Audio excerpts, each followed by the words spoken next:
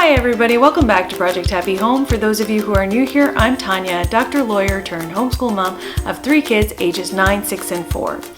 This year, I've embarked upon a no-buy year, and this is my June update. So I've just completed 5 months of my no-buy, and I've got to tell you it's going really, really well. So as you know, my no-buy year is different than a no-spend year in that we are trying to prevent the influx of items and things and stuff into our home, not necessarily to prevent the outflow of money. So money is not so much the concern as the clutter and the stuff and the things and just the impulse buying, etc. My issues in terms of buying and my goals for the no-buy year was to prevent the mindless shopping, the mindless spending on particularly homeschool items and things for my children, things that would make, the house a little bit better, etc. Because I really have all the house decor I need. I really have all the kids' educational items that I probably will ever need. We still spend money on experiences like classes for the children, going out as a family to eat, etc. Recently, we spent money on vacation. So my husband and I went on our first solo vacation in about 6 years. We went to Montreal. I'll put in a couple pictures here if I remember, but I was really proud of myself because one of the things that I have typically always done before vacation is kind of buy a few new things, like 10 new things for vacation, like new outfits for, vacation dates that my husband might never have seen. Just fun little things like a new lipstick, just, like I would make a little shopping trip for vacation and somehow it became a little thing, like a new packing cube arrangement or what have you. This time I bought absolutely nothing new for our vacation. I used toiletries that I already had. I didn't buy any travel size toiletries. I just kind of decanted them into small containers. I didn't buy any new wardrobe for our vacation. I also didn't buy any packing equipment or water bottles or random hats or anything like that. I just used what we had. So I was really proud of myself there. And I also didn't buy anything in Montreal. The only things I spent money on in Montreal were food. Lots of food.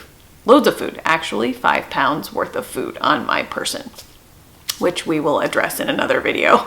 But I did not purchase any souvenirs, nothing, because nowadays we have pictures, right? We have our iPhones, we can take videos of our experiences, we can take pictures of our experiences, and there's really no reason to buy a shot glass that says I went to Montreal, So I didn't buy anything, and I was really proud of myself for that too. I didn't buy anything for myself. I didn't buy anything for my children. I didn't buy anything for the people who were watching my children, our lovely parents who were all watching our kids. Because honestly, people who don't go on vacation with you don't need a t-shirt saying that they were there because they weren't. So that was a really good learning experience for me, just to sort of tell myself I'm not going to go into any of those touristy trap places. I'm not going to buy any of those things that we don't need and that honestly people don't really want, right? That's the other thing. That just becomes another piece of junk that you give to somebody else, where they're like, great, now I have, this plate from Montreal. Now, there are other people who really do appreciate gifts, and that's lovely. I personally, this time, was just not going to do that. Sometimes it is totally appropriate to buy something to give somebody else, especially if they're watching your kids. This time, I just committed to myself that I wasn't going to do that. I was not going to purchase any material items there, and I didn't. So that was really, really a good lesson to learn, a good exercise to practice for myself.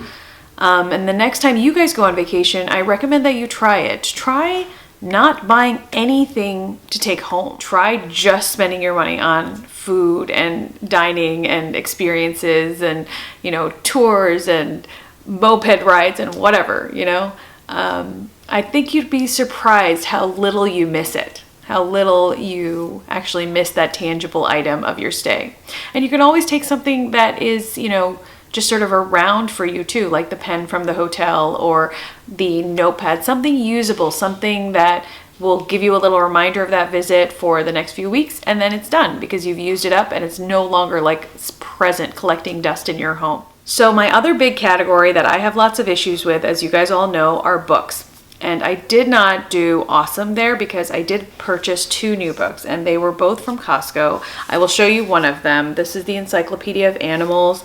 I couldn't resist it, you guys. I've been looking for a book like this that was just more of a practical encyclopedia book of animals where you would have the description of the animal, a little geographical location, and then like facts as well. There are a lot of books on animals that we do have, but they are generally much more entertaining. So they have very big graphics or very beautiful photos of the animals. And I just was actually looking for a book like this so that when the kids do nature journaling or when they write facts about the animals, we have it all on one page in one place, because I had found that we were doing a little bit of running around between different books and everything, and this will just be a really good like sits near the school table kind of book for our nature journaling activities. So in that way, I'm happy that I found something that I actually needed, that I wanted. But in another way, I'm like, could we have gotten by without this? Probably. So I'm not going to count it as a win. It's not a huge fail either, but I did purchase that book. I also purchased another book because we went on a field trip to the Duke Lemur Center.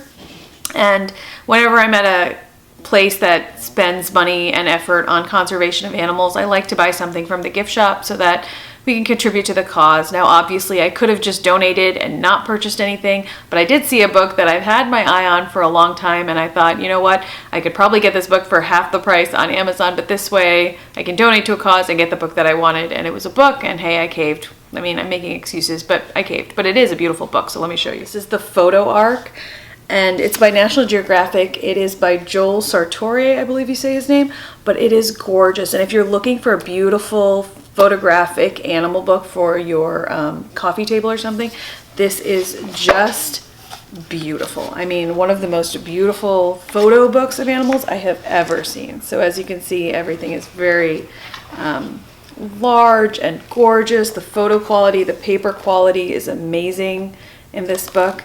And I just think this is a really nice, like, sort of daily dose book where we can see it. There's a little information about the animals, but not too much. And I thought it would be a nice book to see every single day as we go through our school year. So as for the other categories for kid things, that has been going really, really well. I haven't bought anything new for the kids in terms of small tchotchkes or toys.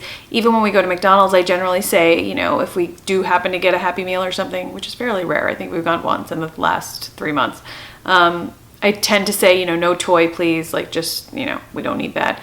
And that just cuts down on the waste, you know, the amount of packaging that comes in the house, the amount of random plastic toys, etc.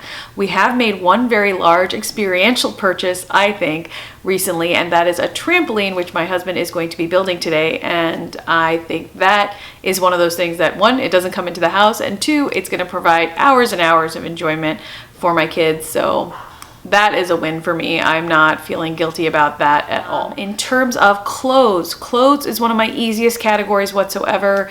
I generally don't purchase clothes that much anyway. I don't like clothes shopping. I don't even like clothes shopping online very much. It's sort of something I would do. That was a true boredom buster for me. Like, you know, you scroll through like random flash sale sites, etc. But I didn't really need to do that at all.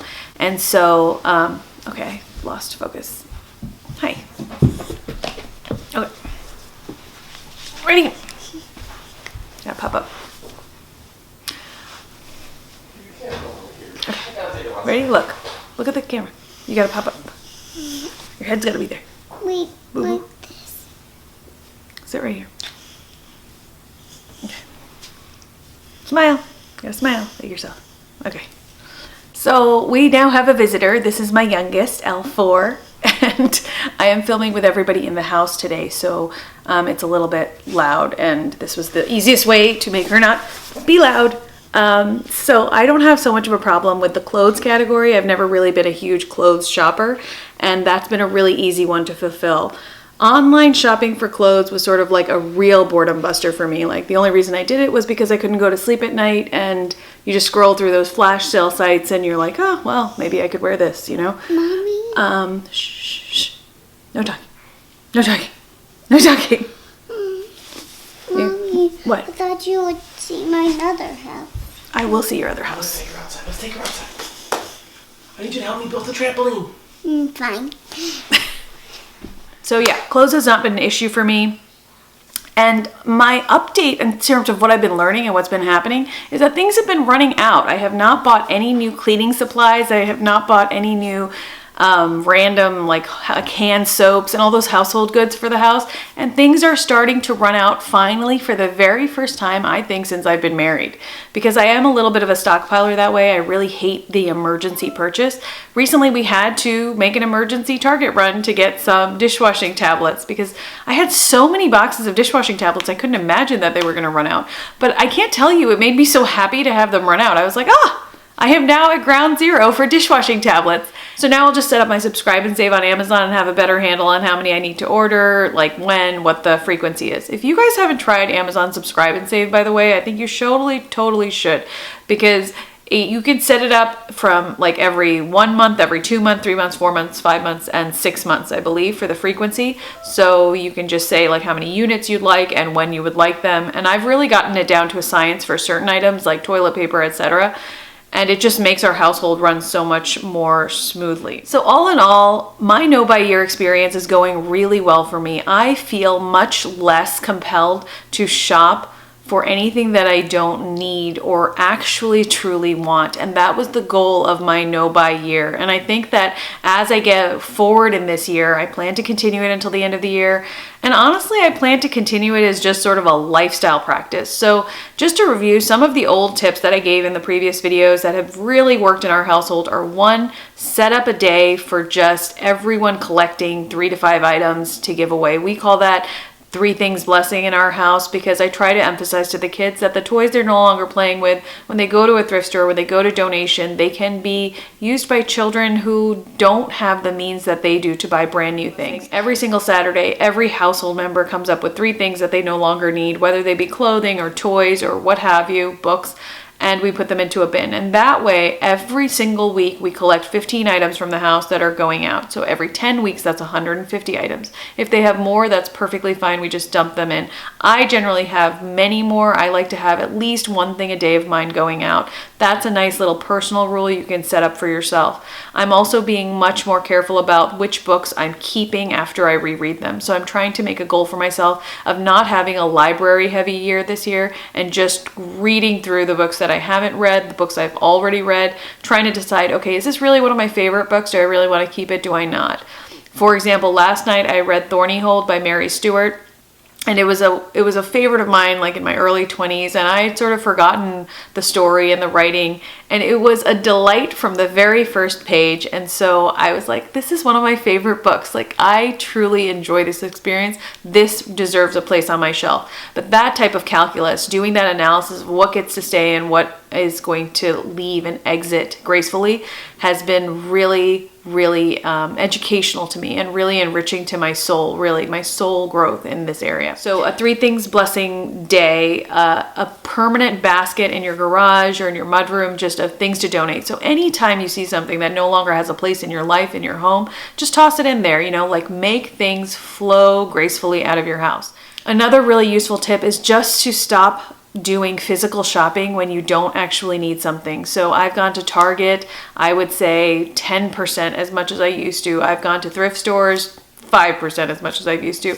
I used to thrift on a weekly basis. I mean, it was my comfort blanket. It was my little solace in those, times when I had all the kids. I hadn't gotten to do anything for myself for like 4 days while my husband was away on work or something.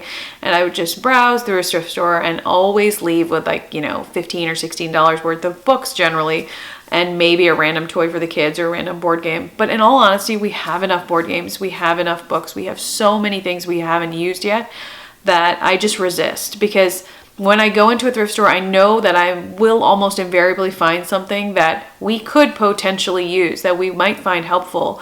And I just know that I don't have the willpower to say no to that, to walk in and browse and leave. That's not why I thrift, I go to find things to buy. So right now in this no buy year, I just don't do that. I've been to a thrift store, I think 2 times in the past few months, basically because I like to encourage the children to spend their money that they earn off chores there, because they get a lot more for their money. So recently my daughter bought a Nerf bow and arrow, for example, for $3, and those retail for like $30. So that was a really good example of teaching her, and I'll show her on the Amazon app, like see how much more expensive this would have been, see what it is here, etc. So in that way, I just restrain myself, knowing my own weakness. Another really helpful tip is just to delete all the shopping apps off your phone. If you need something and you need to buy it online, or you need to change something online for your subscriptions, etc., do it on the computer. That way you're generally like, you have a time frame allotted for it. It's not just because you're bored. You have to go to the computer, sit down,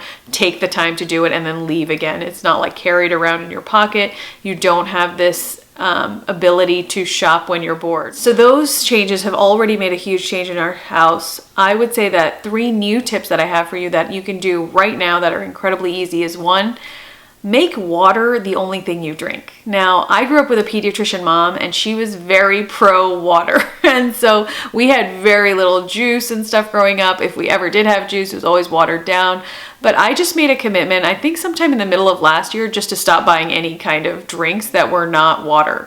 So we do have wine for dinner for my husband, but other than that, we basically just have water. There is no more lemonade, there's no more apple juice, there's no more nothing. Like, everything is water, and that makes it really simple. It's one really easy way to save money. It's also incredibly healthy, and it's an automatic decision. You've just told yourself, hard line, I'm not buying anything because I have water and a fridge filter. We actually don't buy bottled water. I'm sort of very anti-plastic bottles for water. We refill our steel water bottles from the fridge, and that's good enough for me. And my 2 other tips are, 1, let things run out. It is so satisfying to let things run out and see exactly when you need to reorder them, when your family actually needs them, how much do you need, and at what frequency. Adjust your subscription services accordingly. So that would be my 2nd tip. My 3rd tip is just to commit to 1 category. If you find all of this too overwhelming, like an entire no-buy month or week or year, commit to 1 category and start with something that you find really, really easy.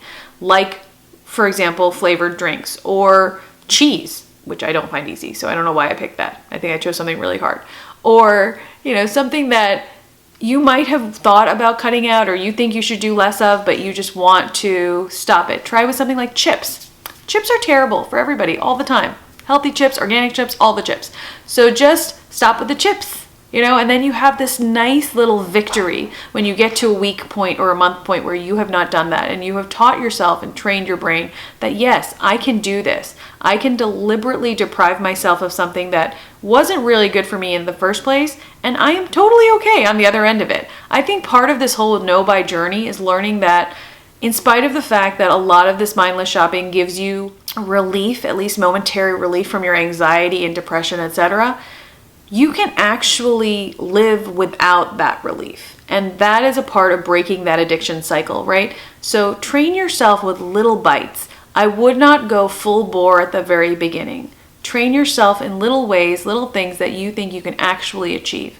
Tell yourself that you won't buy books for the next month, and see how you do. Read everything that you have in your house. And I think that you will be surprised at how well you do and how good you feel after it. Because I remember, I think it was for my March update, where I was feeling a little bit like sick and ill after these instances where I would deprive myself, especially at book marts and places like Costco and stuff like that. But after another 3 months of practicing this, I really feel much better, and I don't feel that urge as much. So I truly feel like I'm rewiring my brain in terms of shopping and purchasing and bringing things into my home, and I could not be happier about it. So as always, you guys, I hope this video was helpful. I really do appreciate your time. Thank you for spending some of it with me, and I wish you success in all your no-buy, no-spend journeys. And also, as always, I wish you the very best day.